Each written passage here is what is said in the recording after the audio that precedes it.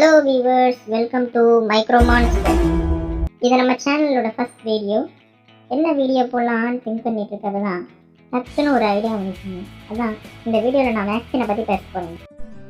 Vaccine பேர் கேட்டவொடனே எனக்கு ஞாபகம் வருது ப்ரிவென்ஷன் தாங்க. ஏன்னா prevention is better then cure. அதாவது வருமுன் காப்பதே சிறப்பு அப்படிங்கிறது தமிழில் உள்ள பழமொழி. இவர் தாங்க நம்ம டாப்பிக்கோட ஹீரோ, சயின்டிஸ்ட் எட்வர்ட் ஜென்னர். வேக்சின்கிற டாபிக் எடுத்தாலே இவரை பற்றி பேசாமல் இருக்க முடியாது. இவர் தான் ஸ்மால் பாக்ஸுக்கு வேக்சின் கண்டுபிடிச்சவர். இவர் 1949 பெர்க்லிங்கிற இடத்துல பிறந்தார். இவர் 5 வயசாக இருக்கும் போதே அவரோட அப்பா இறந்து போயிடுறாரு. இவருக்கு சயின்ஸ் மேலே ரொம்ப ஆர்வம். இவரோட 21வது வயதில் லண்டனில் இருக்கக்கூடிய காலேஜில் படித்து டாக்டர் ஆகிறார்.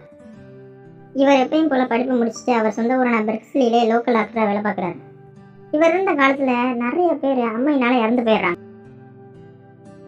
இதை எப்படியாவது சரி பண்ணணும் அப்படிங்கிற அவரோட துடிப்பு அவரை அடுத்த கட்ட லெவலுக்கு எடுத்துகிட்டு போகுது. பார்க்குற எல்லா இடமும் இறப்பாக இருந்தாலுமே ஆனால் ஒரு சின்ன கிராமத்தில் மட்டும் யாருமே இறக்காமல் இருந்தாங்க. அது அவருக்கு பெரிய ஆச்சரியத்தை உண்டாக்குச்சு. அவர் அந்த ஊருக்கு கிளம்பி போகிறாரு. அங்கே என்ன தான் உண்மையிலே நடக்குது அப்படிங்கிறத தெரிஞ்சுக்கிறத அவருக்கு ரொம்ப ஆர்வமாக இருந்துச்சு. அப்போ தான் அவர் அந்த ஊரில் இருக்கிற பால் பண்ணையில் ஒரு விஷயத்த நோட்டிஃபை பண்ணுறாரு. அப்புறம் பார்த்தா தான் தெரியுது, அவங்க பண்ணையில் வளர்க்கக்கூடிய மாடுக்கு கவுபாக்ஸ் அப்படிங்கிற வைரஸ் அஃபெக்ட் ஆயிருக்கு.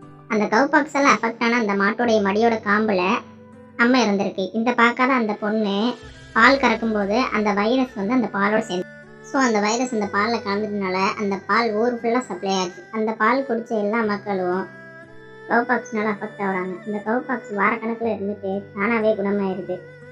இந்த கவுபாக்ஸும் ஸ்மால் பாக்ஸ் வைரஸும் ஒரே வகையான வைரஸ், சிறு வித்தியாசங்கள் மட்டும்தான் இருக்கும். இந்த கவுபாக்ஸ் வைரஸ் மோஸ்ட்லி அஃபெக்ட் பண்ணுறது அனிமல்ஸ் தான். இந்த ஸ்மால் பாக்ஸ் ஹியூமனை மட்டும்தான் அஃபெக்ட் பண்ணும்.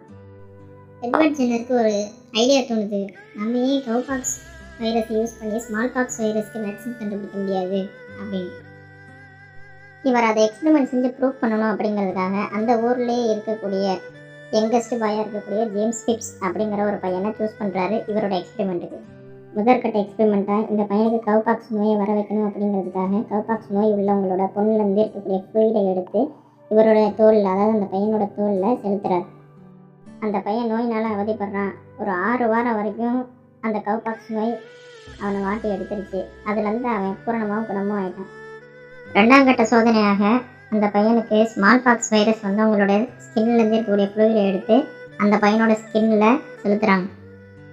ஜென்னருக்கு ஒரு பெரிய ஆச்சரியம் என்ன அப்படின்னா, அந்த பையன் ஸ்மால் பாக்ஸ் வைரஸ்னால அஃபெக்ட் ஆகலை.